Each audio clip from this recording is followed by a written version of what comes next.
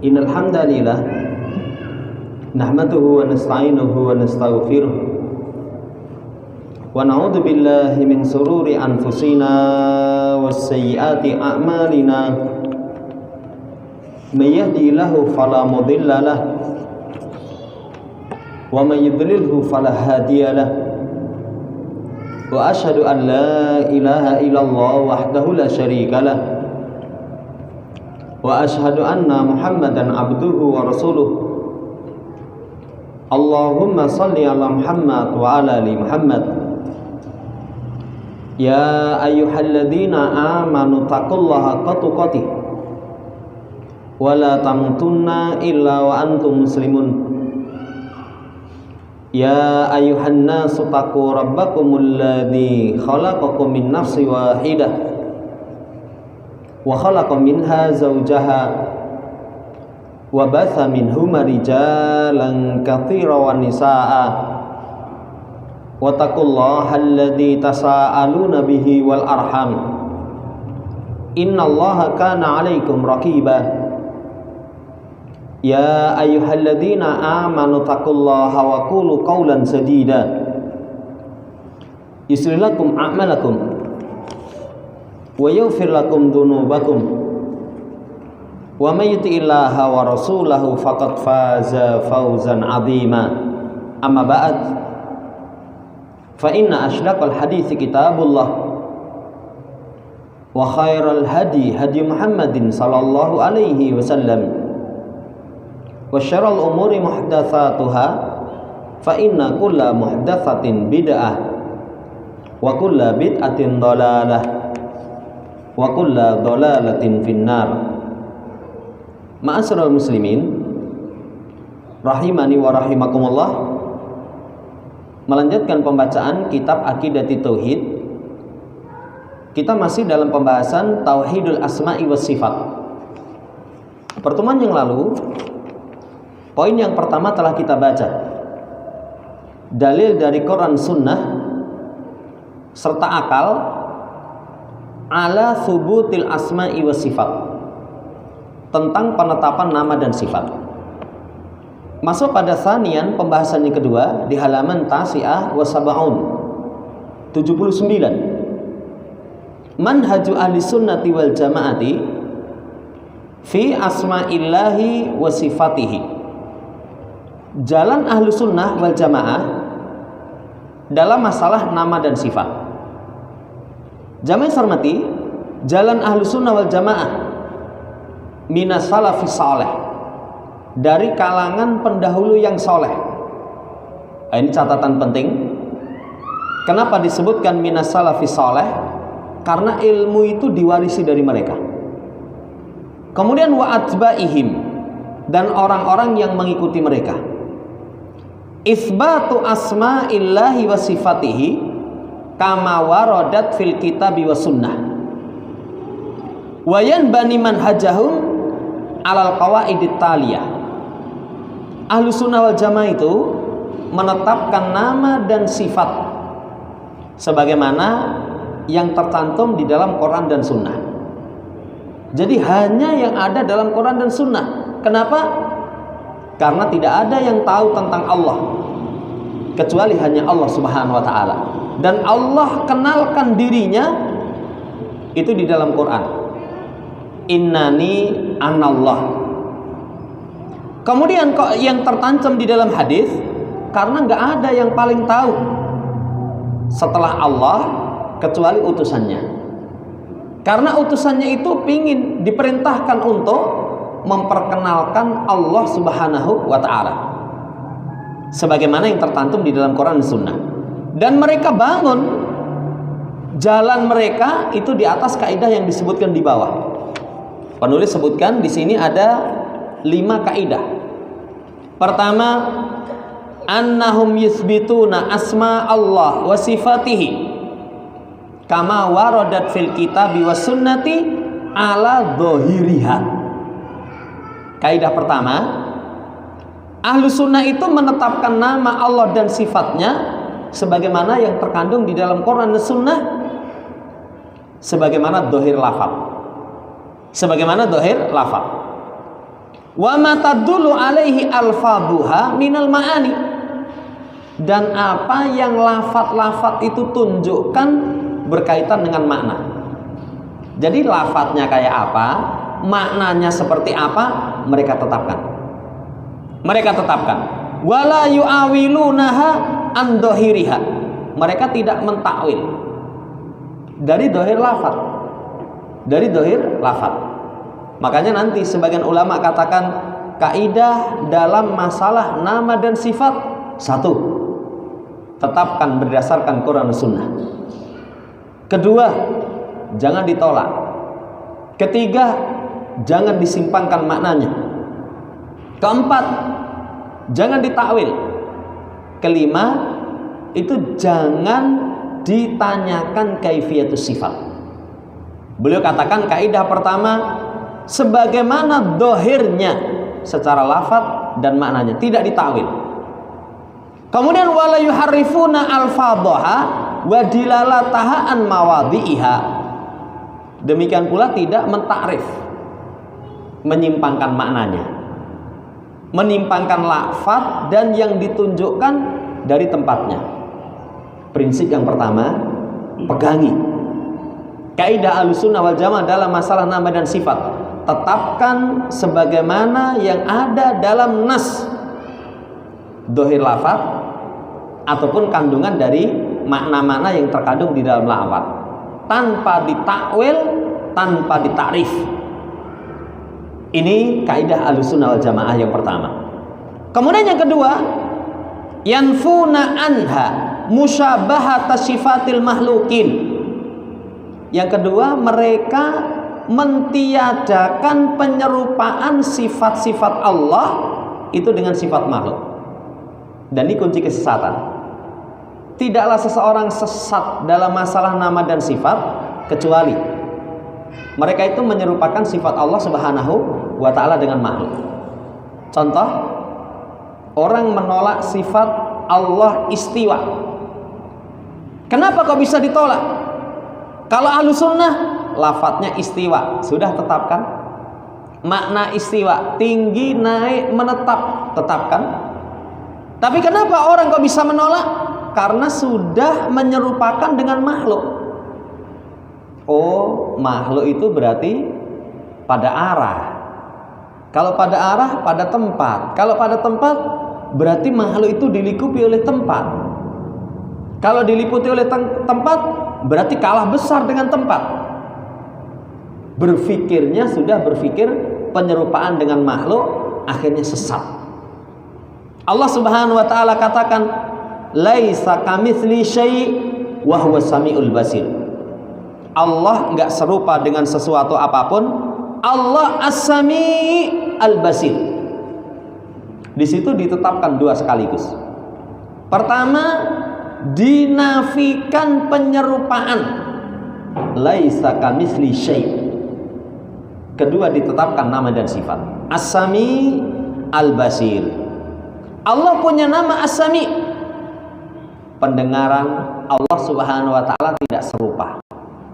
Allah punya nama al-basir. Kan kalau namanya al-basir, makna lafaz dari al-basir berarti maha melihat.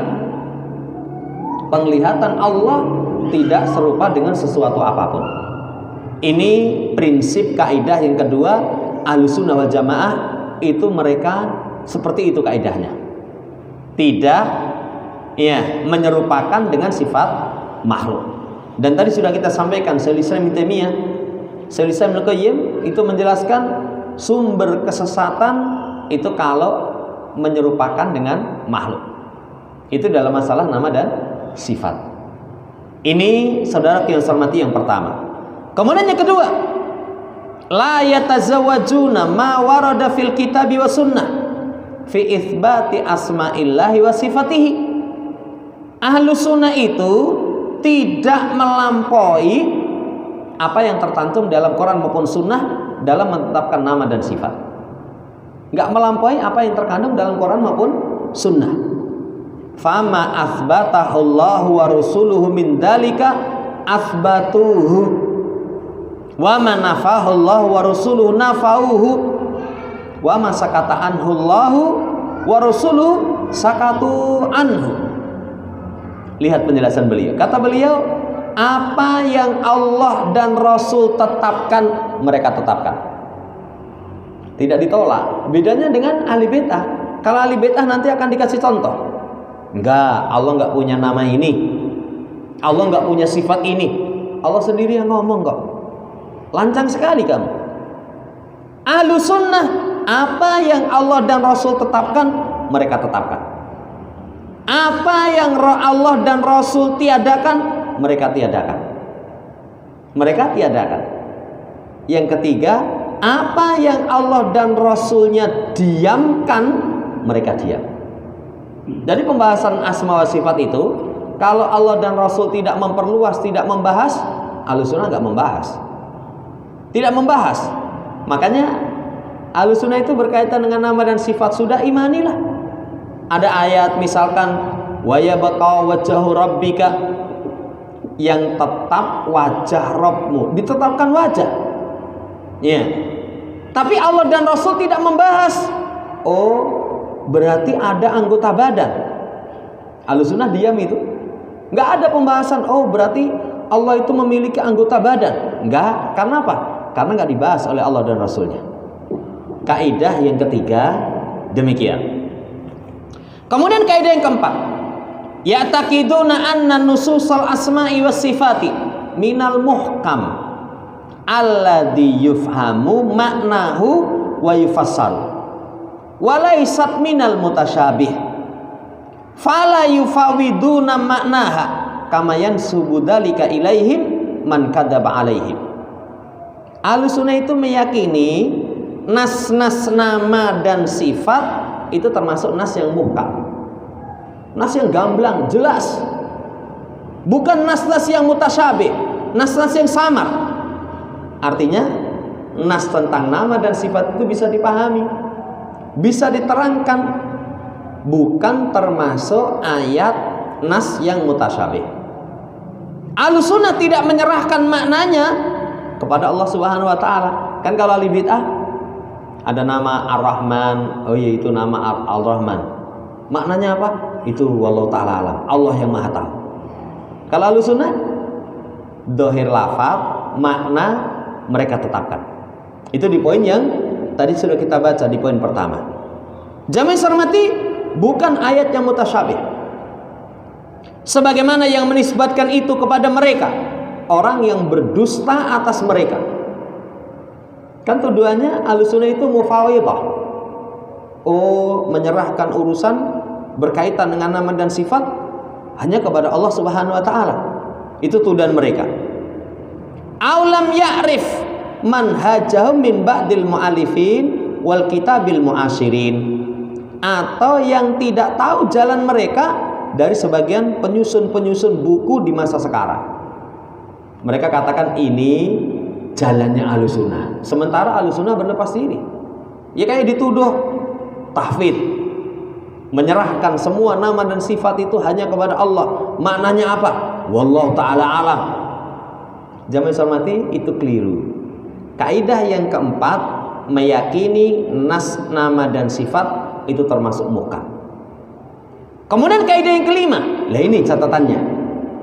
Kalau berkaitan tentang kaifiatus sifat, Ahlussunnah menyerahkan kepada Allah. Yufawiduna kaifiyatas sifat ilallahi azza wa jalla la yabhatsuna anha. Ahlussunnah itu kalau berkaitan dengan kaifiatus sifat, mereka serahkan kepada Allah. Mereka tidak membahas. Contoh, Allah punya tangan. Tangannya kayak apa? Wallahu ta'ala alam. Kenapa wallahu ta'ala alam? Karena Allah tidak terangkan ilmunya kepada kita. Jangankan berkaitan dengan zat yang maha besar. Pernah dikasih contoh itu? Diri kita sendiri saja kadang kita nggak bisa menerangkan secara detail. Apalagi ini zat penguasa alam semesta. Kalau berkaitan dengan kaifiatus sifat, mereka itu tidak mentakyid, tidak menanyakan kaifiatus sifat. Allah turunnya kayak apa? Kalau orang berbicara tentang nama dan sifat Allah Subhanahu wa taala, pola pikirnya sudah menyerupakan dengan makhluk. Makhluk itu kalau turun di atas nggak ada. Itu sudah terpatri dalam otaknya. Akhirnya sepertiga malam terakhir Allah turun ke langit dunia. Ingat tadi, sudah terpatri di otaknya penyerupaan dengan makhluk. Berarti Allah nggak tinggi di atas arsy. Kenapa? Sepertiga malam bergeser terus. Berarti Allah keliling. Jamaah hormati, sumbernya tadi menyerupakan dengan sifat makhluk. Allah turun, sudah turunnya kayak apa? Wallahu ta'ala alam. Kewajiban kita imani. Yang terpenting sepertiga malam terakhir Allah turun ke langit dunia, pergunakan untuk berdoa, pergunakan untuk beristighfar kepada Allah Subhanahu wa ta'ala. Selesai pembahasan poin yang kedua. Ini jalan Ahlussunnah dalam masalah nama dan sifat. Kemudian pembahasan yang ketiga, ar-raddu ala man ankaral asma'a was sifat aw ankara ba'daha. Bantahan kepada orang yang mengingkari nama dan sifat atau mengingkari sebagiannya. Ada yang mengingkari secara keseluruhan, ada yang mengingkari sebagian, ada yang mengingkari sifat. Ya, enggak secara keseluruhan. Pertama, sekte yang mengingkari nama dan sifat itu terbagi menjadi 3 golongan. Kata beliau, pertama Jahmiyah. Jahmiyah ini pengikutnya Jahm bin Safwan. Haula'i yunkirunal asma'a was sifati jami'ah. Mereka Jahmiyah ini, pengikutnya Jahm bin Safwan itu mengingkari nama dan sifat Allah semuanya. Nanti Dr. Shalih Fauzan terangkan, kalau sesuatu nggak punya nama, nggak punya sifat, itu sama dengan nggak ada. Nggak ada itu. Hakikatnya mereka mengingkari adanya Allah Subhanahu wa ta'ala. Sesuatu yang ada itu pasti punya nama, punya sifat. Punya nama, punya sifat. Ini sekte yang pertama, ini paling parah ini. Sekte yang kedua, Mu'tazilah. Mu'tazilah itu pengikutnya Wasil bin Atha. Wasil bin Atha ini adalah seorang yang menyingkir dari majelisnya Hasan al-Basri. Ya, biasa ya. Orang itu kalau sudah menyingkir dari majelisnya ulama, sesat. Makanya lihat, ketika Abdullah bin Abbas datang ke Harura, tempat berkumpulnya orang-orang Khawarij, apa kata beliau? Aku datang dari sisi para sahabat. Yang para sahabat itu nggak ada seorang pun yang bersama kalian. Nggak ada seorang pun yang bersama kalian. Menyimpang ini. Lah ini Wasil bin Atha ini menyingkir dari majelisnya Hasan al-Basri. Haula'i yusbitunal asma ala annaha alfadun mujarradah anil ma'ani wa yanfuna sifati kullaha. Mereka ini menetapkan nama, tapi nama itu hanya semata lafaz tanpa makna. Jadi kalau Allah memiliki nama Ar-Rahman, tadi yang kita baca As-Sami Al-Basir, itu gimana? Maknanya As-Sami, Maha mendengar? Enggak. Jadi mereka itu menetapkan nama sekedar nama tanpa mengandung makna. Tanpa mengandung makna. Jadi hanya sekedar nama. Nanti akan dibantah oleh Dr. Shalih Fauzan. Yang kedua, mereka tolak sifat semuanya. Mereka tolak sifat semuanya. Nah, ini parah ini, Mu'tazilah. Ya, jangan hormati sekte yang kedua. Sekte yang ketiga, ini yang banyak ini. Al-Asy'ariyatu, Al-Asy'ariyatu wal Maturidiyatu. Wa man tabi'ahu. Asy'ari Maturidi. Asy'ari itu pengikut Abul Hasan Al-Asy'ari. Sebelum beliau rujuk dari mazhab, ya, kemudian kembali ke mazhab Ahlussunnah wal Jamaah. Sebelum beliau rujuk, pemikirannya dipegangi terus, orangnya sudah kembali ke jalan yang benar. Ya. Kalau Maturidi itu pengikutnya Abu Mansur Al-Maturidi. Saudara yang hormati, haula'i yusbitunal asma'a wa ba'da sifat. Mereka ini menetapkan nama dan sebagian sifat. Ada nama ditetapkan, oh ini layak bagi Allah. Allah Maha hidup, Ya, itu ditetapkan bagi Allah. Allah memiliki ilmu, tetapkan bagi Allah. Ya. Kemudian sebagian sifat wa yanfuna ba'daha, dan mereka menolak sebagiannya. Kenapa kok bisa seperti itu? Wasyubuhatul lati banau 'alaiha jami'an madahibahum hiyal firaru minat tasbihillah bihalqihi bizamihim. Subuhat yang mereka bangun atasnya, kenapa kok ditetapkan sebagian nama, kemudian ditetapkan sebagian sifat, sebagian yang lain ditolak? Akal mereka yang mereka kedepankan. Mereka bangun seluruh mazhab mereka itu adalah lari dari menyerupakan Allah dengan makhluk dengan anggapan mereka. Jangan, nanti kalau ditetapkan nama ini sama dengan makhluk. Nanti kalau ditetapkan sifat seperti ini sama dengan makhluk. Li'anal makhlukin yusammuna bi ba'di tilkal asma wa yusafuna bi tilka sifat. Karena makhluk itu dinamai dengan sebagian nama-nama, disifati dengan sebagian sifat-sifat itu. Nah, kata mereka, fayalzimu minal istiraqi fil lahdil ismi was sifat maknahuma al istiraqu fi haqiqatihima. Buat mereka, kalau nama dan sifatnya itu sama, menuntut kesamaan dalam lafaz dan sifat bagi keduanya. Sebenarnya ini kalau guru kita dulu cara membantahnya mudah sekali ini. Subhat ini. Kamu punya mata. Iya. Kemudian misalkan apa ya? Anjing punya mata. Namanya sama itu mata itu. Sifatnya untuk melihat. Apa orang katakan motomu koyo kiri gitu. Berbeda ya. Sesama makhluk saja, kesamaan nama, kesamaan sifat tidak menuntut kesamaan hakikatnya. Lah kok kamu serupakan Allah dengan makhluk? Allah dengan makhluk. Jamaah hormati, akhirnya apa? Kalau ada kesamaan nama dan sifat, oh makhluk punya sifat ini, Allah punya sifat ini, akhirnya nanti konsekuensinya yang pertama, nas nama dan sifat ditakwil. Contohnya wajah. Makhluk punya wajah, Allah punya wajah. Wah, ini serupa dengan makhluk. Padahal jelas laisa kamitsli syai'. Allah enggak serupa dengan sesuatu apapun. Akhirnya mereka takwil, wajah Allah itu maksudnya zat Allah. Ditakwil ya.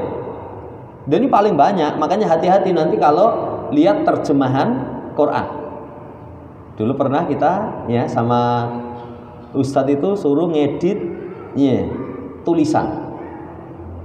Karena yang nulis itu malas. Pokoknya asal comot aja, begitu ada hadis, ada ayat, ambil dari internet langsung masukkan situ.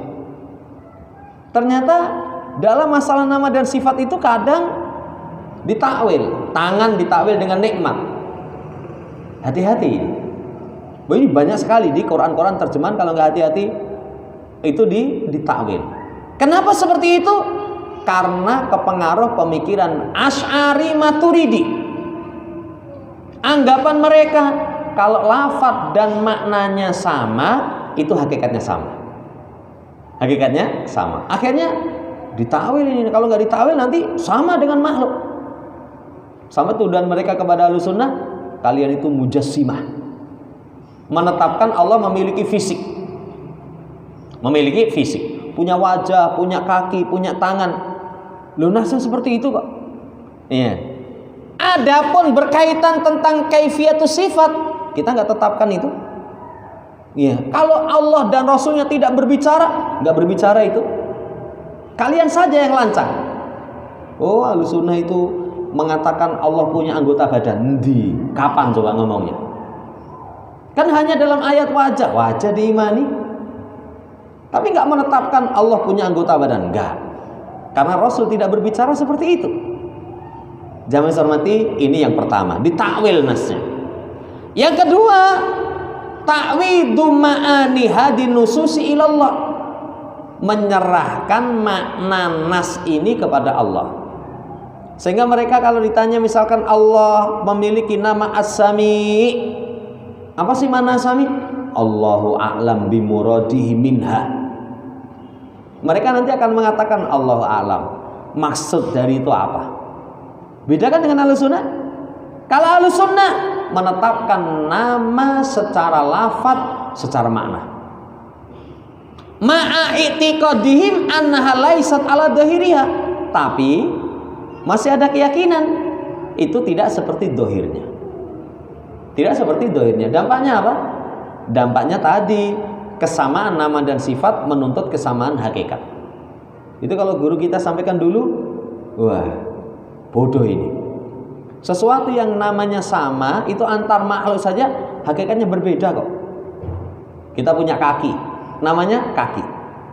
Sifatnya kaki.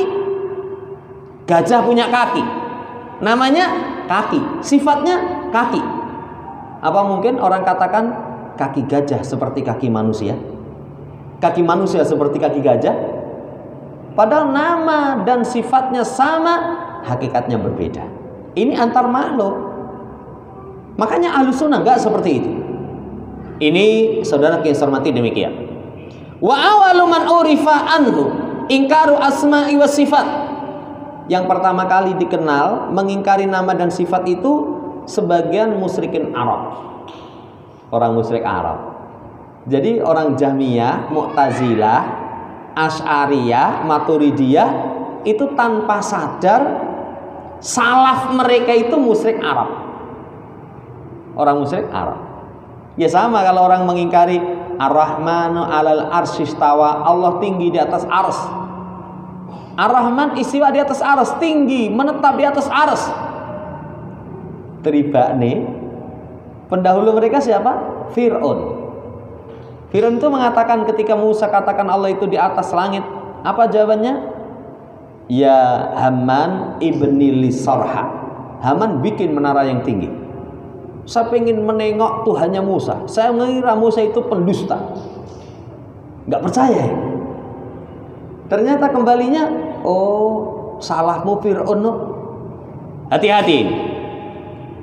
Alladzi anzalallahu fihim qaulahu ta'ala, yang Allah turunkan pada mereka itu ucapannya, kadzalika arsalnaka fi ummatin qad halat min qabliha umamul litatluwa alaihimul ladzi auhayna ilaika wa hum yakfuruna birrahman.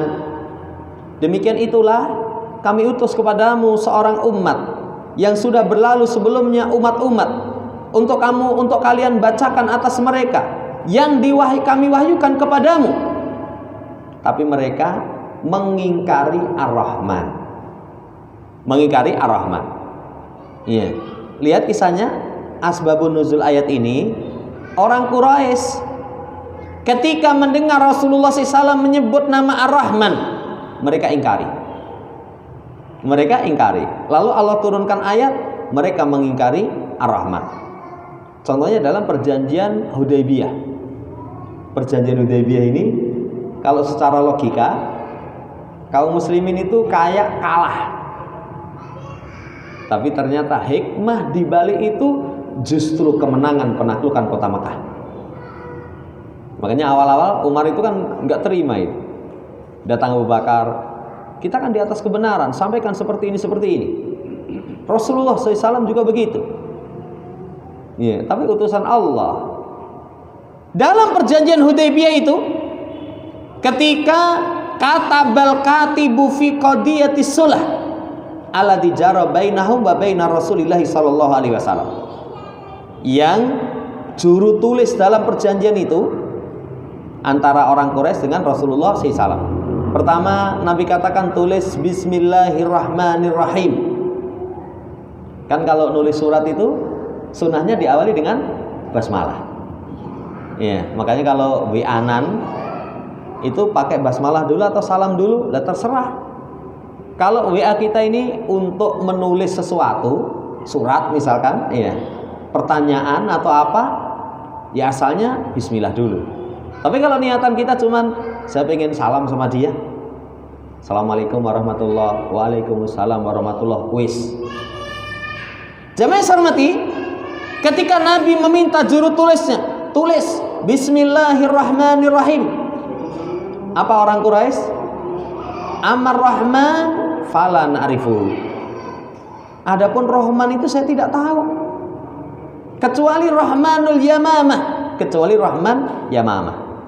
Akhirnya Rasul ngalah, ya wes, tulis Bismillah. Karena kalau Bismillahirrahmanirrahim mereka nggak terima, tulis Bismillah dengan nama Allah. Sampai nanti dari Muhammad utusan Allah, saya nggak terima ini. Kalau saya percaya engkau itu utusan Allah, buat apa kita berperang? Dari Muhammad bin Abdullah, beliau ngalah itu. Dan ini kisah ini yang dipakai membantah orang-orang Khawarij oleh Abdullah bin Abbas radhiyallahu ta'ala anhuma.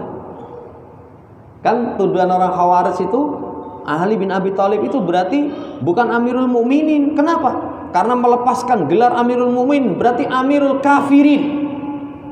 Kata Ibn Abbas, lihat Rasul dalam Sulh Hudaybiyah melepaskan gelar utusan Allah, Muhammad bin Abdullah. Ngalah itu Rasul. Syahidnya adalah mereka mengingkari Ar-Rahman. Kemudian yang kedua, Rasulullah SAW berdoa ketika sujud, Ya Rahman, Ya Rahim. Orang musyrik itu ngomong, Yas'amu annahu yada'u wahidan wa huwa yada'u musanna. Muhammad itu katanya nyembah, berdoanya kepada satu Tuhan, ternyata dua Tuhan, no?